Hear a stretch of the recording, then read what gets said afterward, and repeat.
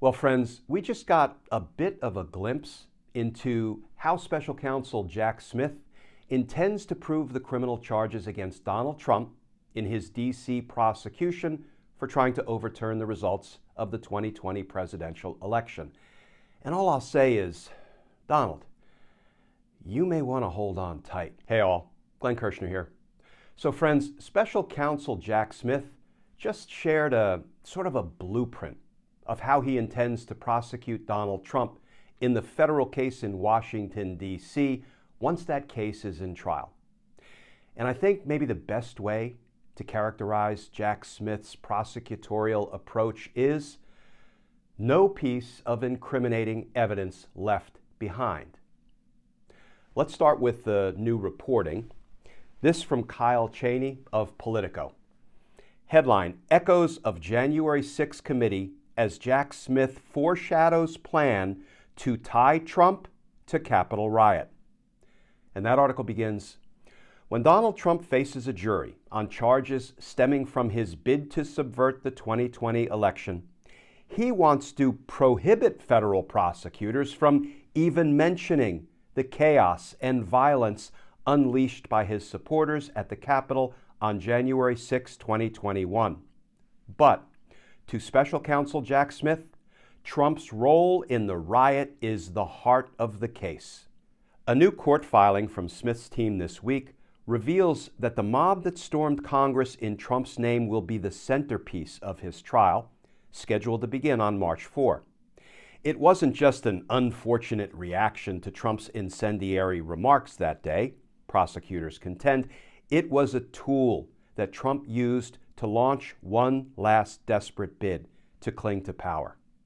Trump's criminal conspiracies culminated and converged on January 6th when he attempted to prevent Congress from finalizing Joe Biden's victory, argued Senior Assistant Special Counsel Molly Gaston. Quote, one of the ways that the defendant, Donald Trump, did so was to direct an angry crowd of his supporters to the Capitol and to continue to stoke their anger while they were rioting, Gaston wrote in the filing. In a way, Smith is now casting Trump's trial as a long-awaited collision between two distinct narratives. Trump's month-long campaign to use lies about election fraud to pressure state and federal election officials to keep him in power, and the rioters who embraced Trump's false claims and took violent action on his behalf on January 6. Those investigations have largely moved along separate tracks in the Washington courts, where a revolving door of January 6 riot defendants have faced punishment, while Smith's grand jury, just a few paces down the hall, worked secretly on the Trump probe. Smith introduced the indictment to America on August 1st with a reference to the riot, calling it an unprecedented assault on the seat of American democracy that was fueled by lies. But until this week, it remained unclear whether the harrowing attack would merely be mood music for a trial focused on Trump and his rarefied inner circle, or whether the riot would be inextricably linked to the case. In fact, in Trump's bid to strike the riot references from his indictment, as well as in a bid to shelve a gag order, he cited Smith's comments as an irrelevant offshoot from the case against him. By combining the Trump allegations with the riot, Smith is unlocking a mountain of case law developed in those January 6 riot cases to tie Trump more clearly to the violence than he has been to date. In short, he's casting Trump as one of the 1,200 plus riot defendants who have already been charged. The defendant here is charged with 4 related criminal counts, including conspiring to obstruct and obstructing the official certification proceeding on January 6th, Prosecutor Gaston wrote. Essential to those charges are factual allegations and evidence that the proceeding was, in fact, impeded, namely by a large crowd, including individuals whom the defendant had directed at the Capitol that violently advanced on the Capitol building to create a catastrophic security risk. And friends, that just begins to scratch the surface of Kyle Cheney's deep dive piece in Politico. In the event you want to read it for yourselves, I will put a link to the article in the description for this video. But I have a couple of observations after reading the article and reading the new court filings by Jack Smith. First of all, Donald Trump and his lawyers' attempt to convince Judge Chutkan that she should prohibit all evidence of the Capitol attack on January 6th at Donald Trump's criminal trial for attempting to overturn the results of the presidential election on and around January 6th, that motion will be denied quickly, summarily, definitively, in my opinion. But as I was reading through Jack Smith's most recent court filings, it becomes crystal clear what he is doing. He is taking all of the threads of Donald Trump's corrupt conduct, his criminal conduct, and he's weaving them all together into one treasonous tapestry. What are those threads? Well, one involves Donald Trump's corrupt pressure campaign on state legislators, maybe best exemplified by Trump's attorney or attorneys, Rudy Giuliani and Jenna Ellis, going to the Georgia state legislator and lying about non-existent election fraud. Some of those lies included Rudy Giuliani lying about Shea Moss and Ruby Freeman, saying, they looked like drug dealers, they were stuffing ballot boxes. Friends, those are lies that Rudy Giuliani already admitted. He already admitted he defamed those Georgia state election workers.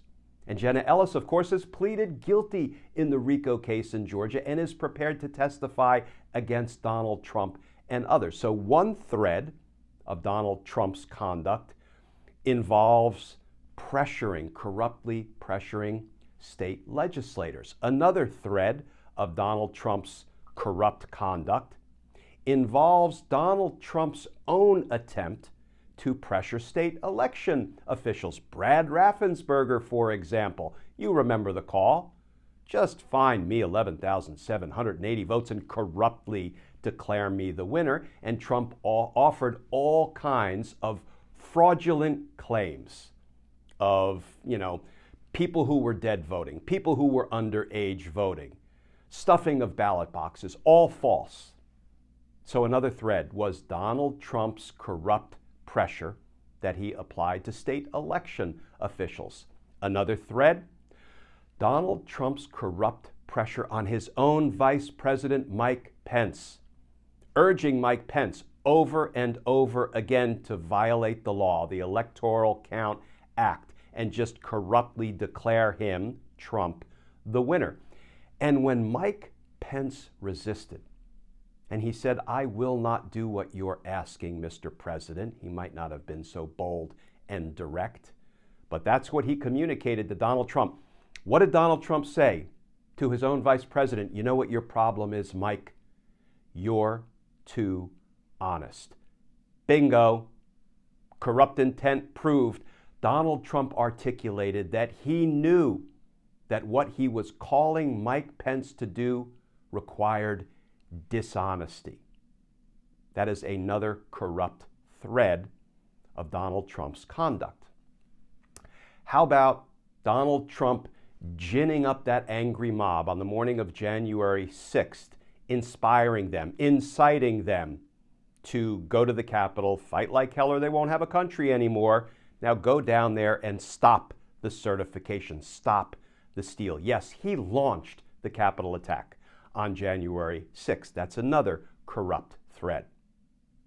How about while the attack on the Capitol raged on, Donald Trump poured gasoline on that fire, saying Mike Pence didn't have the courage to do what he should have done. In other words, corruptly keep me in office.